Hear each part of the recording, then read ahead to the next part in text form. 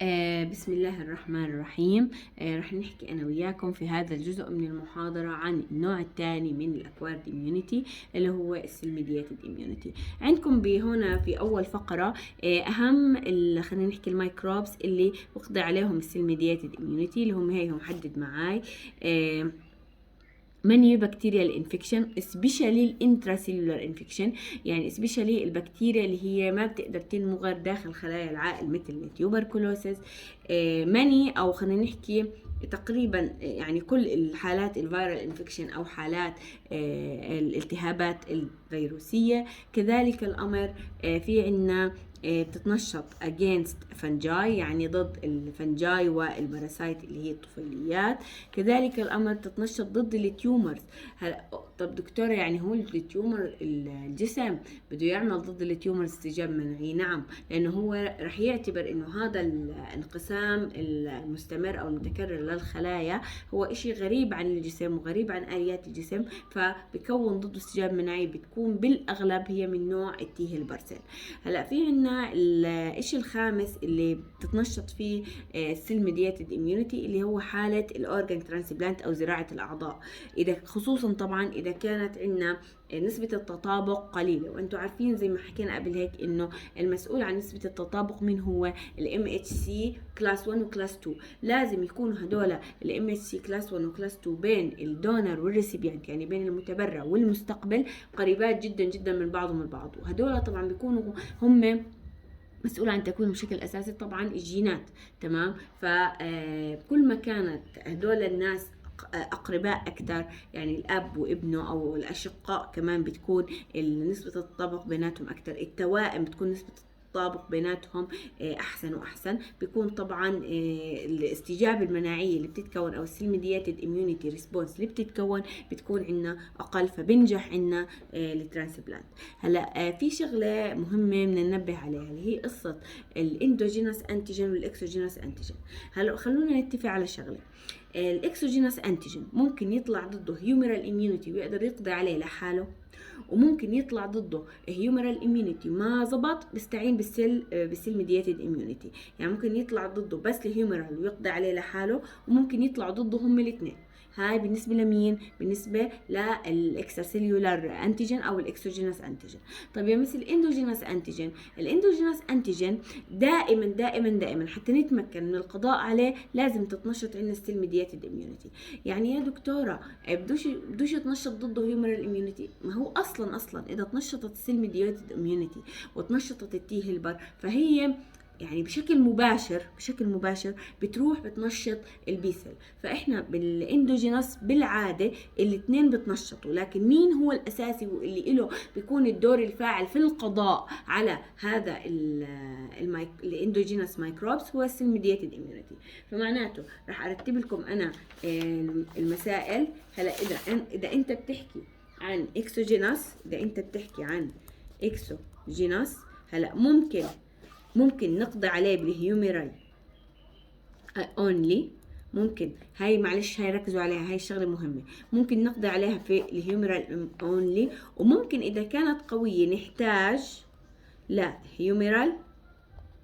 تفشل الهيوميرال على طول ايش مالها؟ تستدعي مين؟ تستدعي السيلولر. هلا بينما اذا انا بحكي على الاندوجينوس، هلا في الحاله هذه دائما لازم مين يكون عندي؟ لازم يكون عندي سيلولر. لازم يكون عندي مين؟ سيلولر. هلا ممكن يكون سيلولر لحاله اونلي سيلولر، وممكن او في اغلب الاحيان بيكون هيوميرال بتكون سيلولر، والسيلولر هذا نشط ايش؟ نشط and هيوميرال عن طريق انه السيلولر هاد بيكون نشط الهيوميرال. فبس هاي الملاحظة بدي اياها تكون واضحة عندكم، انه الهيوميرال لحالها ما بتقدر تقضي على الاندوجينوس، هي بتقدر تقضي على الاكسوجينوس او على الاندوجينوس بمساعدة السيلولر. مشان هيك لما بصفحة احنا بصفحة 52 حكينا انه الهيومرال اميونيتي ممكن تقضي على مثلا الاكسوتوكسين تاعت التيتانوس والدفتيريا، هدول اكسوجينس اصلا، على الانفكشن اللي بتعملها البكتيريا عندك كبسول زي النيمونيا والهيموفيلس انفلونزا، كل هدول ايش مالهم اكسوجينس. هلا الفيرال انفكشن اللي هون مش حكينا سيرتين فيرال انفكشن، هاي هون ما بتقضي عليها لحالها، هون اصلا بيكون احنا عندنا سيلولار نشط هيومرال، بيكون في عندنا سيلولار نشط هيومرال، لانه انتم عارفين انه اي فيرال انفكشن بده يكون اندوجينس، اي فيروس بده يكون اندوجينس، لانه هو خارج خلايا العائل، هو ايش ماله مش جسم مش كائن حي. هلا بالنسبه زي ما حكينا السيل ميديات ممكن تقضي على الاكسوجينس وممكن تقضي على الاندوجينس، بدليل انه مثلا زي ما حكينا عن لما حكينا المره الماضيه، لما حكينا في فيديو ماضي عن الانتيجين بريزنتنج سيل والاندوجينس انتيجين والاكسوجينس انتيجين، اذا السيل ميدياتد اميونيتي هي اللي تنشطت، فهي بتتنشط في الحالتين، هون بتعطيني سايتوتوكسيك وهون تي هيلبر. الفكره انه السيل ميدياتد اميونيتي بتساعدنا على مكافحه الاكسوجينس اذا فشل الهيومرال لحاله انه يكافحه، ودائما وابدا هي بتكون مسؤوله عن المكافحه ضد الاندوجينس. بتمنى انكم تكونوا فهمتوا كتير منيح هذا اللي حكيته. اخر مره بكرر وبعيده، دائما الاكسوجينس انتيجين. هلا اول هيوميرال ممكن في بعض الانواع بتقضي عليها الهيوميرال لحالها، في بعض الانواع او في بعض الاحيان لا، الهيوميرال تفشل فبصير عندنا لازم هيوميرال وسيلولار. هلا في حالة الاندوجينس دائما وابدا المسؤول الرئيسي هو مين؟ السيل ميدياتد اميونيتي. هلا ممكن السيل ميدياتد اميونيتي اذا كان يعني تقضي في بعض الاحوال لحالها، وفي بعض الاحوال بتستخدم او بتنشط هي الهيوميرال، هاي يا جماعة بس كنت حابة اوضحها. هلا في عندكم اهم الخلايا اللي بتكون ضمن السيل ميدياتد اميونيتي، اللي هي المايكروفاج او الدندريتك سيل، اللي هي اصلا بتشتغل از انتيجين بريزنتنج سيل، التي هيلبر اللي حكينا عنها قبل هيك، والسيتوتوكسيك. طيب يا دكتوره ايش بالنسبه للنيتشر كيلر؟ صراحه النيتشر كيلر خطا من الكتاب انه حطه، لانه النيتشر كيلر تعتبر من ضمن الانيت اميونيتي مش من ضمن السبيسيفيك اميونيتي، فهذه يا ريت ان نركز على هذه النقطه. هلا الماكروفاج والتي هيلبر انتم عارفين انها بتفرز سايتوكاينز، هاي السايتوكاينز ممكن تنشط السيتوتوكسيك، ممكن تنشط البي سيل، ممكن تنشط الماكروفاج، وهذا اللي حكيناه احنا قبل هيك المره الماضيه. رح اتعرف انا وياكم هلا كمان شوي بس اخلص السطرين هدول على اهم السايتوكاينز هدول اللي بنشطوا واللي حفظ واللي مهمين جدا. طيب قبل ما نحكي عنهم نحكي انه زي ما كان الهيومرال اميونيتي عنده برايمري ريسبونس سكندري ريسبونس، كذلك الامر السيل ميدياتد اميونيتي عنده برايمري ريسبونس سكندري ريسبونس.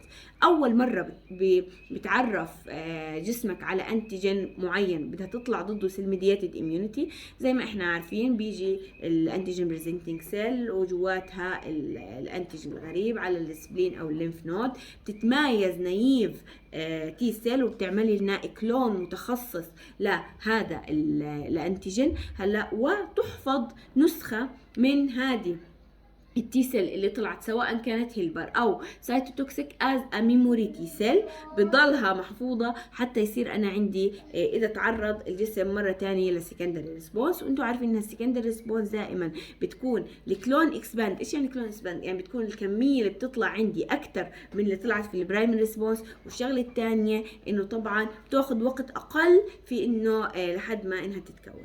هلا وجود السيل ميدياتد اميونيتي اذا كان الانسان يعني اموره تمام، جهاز المناعه تمام، ما عنده اي امراض، السيلولر ميدياتد اميونيتي عنده كويسه، فهو في هاي الحالات ممكن بعض الفيروسات البسيطه زي الهيربس فيروس او الكومبسكي ساركينوما اصلا انها ما تاثر عليه نهائيا. وهذه وبعض حتى امراض الفطريات اللي هي بتنشط فقط عند الناس اللي مناعتهم بتكون نازله. هذول السطرين مش اشي كتير مهم يعني ما تركز عليهم.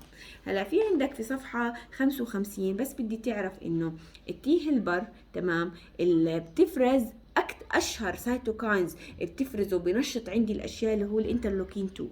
الانترلوكين 2 هذا هو السايتوكاينز اللي ممكن ينشط السايتوتوكسيك تي سيل، واللي ممكن كذلك ينشط الماكروفاج، ممكن كذلك ينشط ايش؟